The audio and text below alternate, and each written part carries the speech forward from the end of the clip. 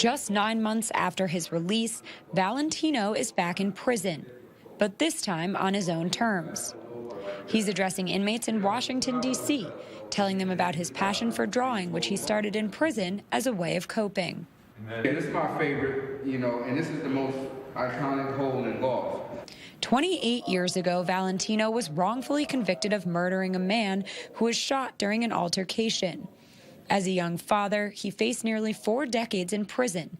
He always proclaimed his innocence.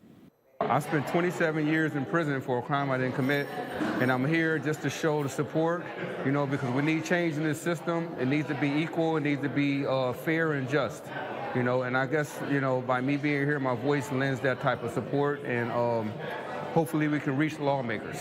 While in prison, his art, mainly drawings of golf courses, was published in a magazine. The article described his case as having unreliable witnesses, a taped confession by another man, and a lack of any evidence linking Valentino to the crime.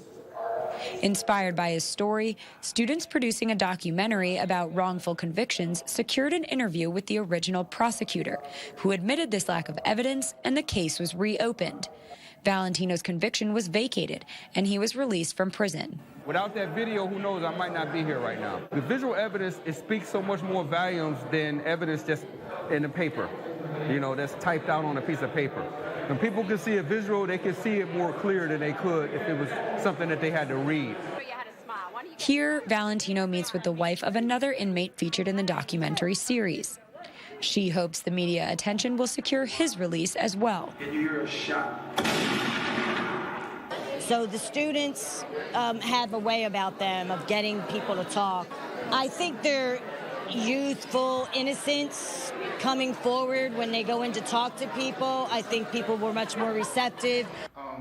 The U.S. has the highest incarceration rate in the world, with more than 2 million people behind bars. It's not uncommon that in the U.S. you have a judicial error because you have what we call an adversarial system, the prosecutor versus the defense. The convicted person doesn't really have a chance to defend himself, and the prosecutor uses the police, the investigation, and all the resources at his disposal to find that person guilty. Valentino encourages inmates to research their own cases to try to improve their chances of release. In the meantime, he believes finding a creative outlet like drawing can provide a different kind of escape.